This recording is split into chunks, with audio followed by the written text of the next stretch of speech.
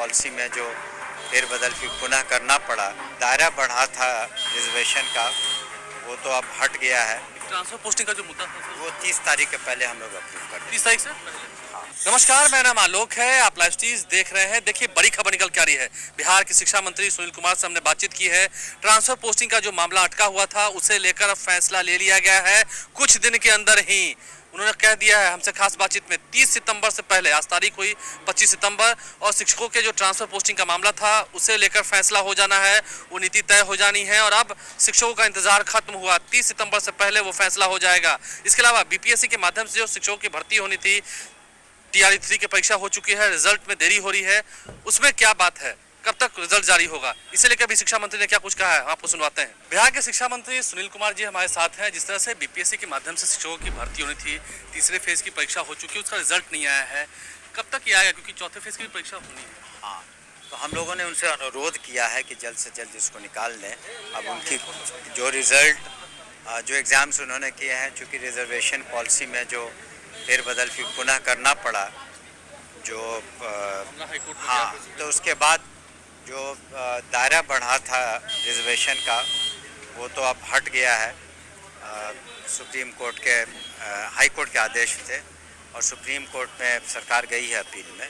तो इस वजह से वर्तमान में उसमें फिर जो रिजर्वेशन पॉलिसी को वापस पुराने जो जितना परसेंटेज था जिन कैटेगरी का, उसी के आधार पर इसी वजह से समय लग रहा है। उम्मीद है कि अब जल्द हो जाए। हाँ, बहुत जल्द। एक ट्रांसफर पोस्टिंग का जो मुद्दा था सर, वो 30 तारीख के पहले हम लोग अप्रूव कर दें। 30 तारीख से पहले। हाँ, चलिए, बिहार के शिक्षा मंत्री सुनील कुमार जी हमारे साथ थे, क्या कुछ उन्होंने कहा है आपने सुना।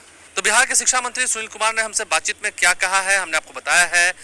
देखिए, शिक्षकों के जो ट्रांसफर पोस्टिंग का मामला था, स्थानांतरण नीति की बात थी, उस पर कई सारी बैठकें हुई हैं, लेकिन फैसला अब तक नहीं हुआ। इससे कई सारे शिक्षकों में नाराजगी थी। और अब त्यौहार भी आ रहे हैं, दुर्गा पूजा है, दीपावली है, छठ का त्यौहार है, तो उससे पहले ही शिक्षकों को एक बड़ा तोहफा देने की तैयारी में सरकार है, शिक्षा विभाग है। और बीपीएससी के माध्यम से शिक्षकों की जो भर्ती होनी है, उसका जो नतीजा आना है, रिजल्ट आना है, वो भी जल्द ही आ जाना है, क्योंकि टीआरई 4 के लिए भी स्टूडेंट्स अब तैयारी कर रहे हैं। तो ऐसे में बीपीएससी के माध्यम से अब रिजल्ट आ जाएगा, क्योंकि देखिए, जो प्रतियोगिता परीक्षा होनी है, हर साल होती है, लगभग 1900 पोस्ट पर वैकेंसी निकाली गई है बीपीएससी के माध्यम से।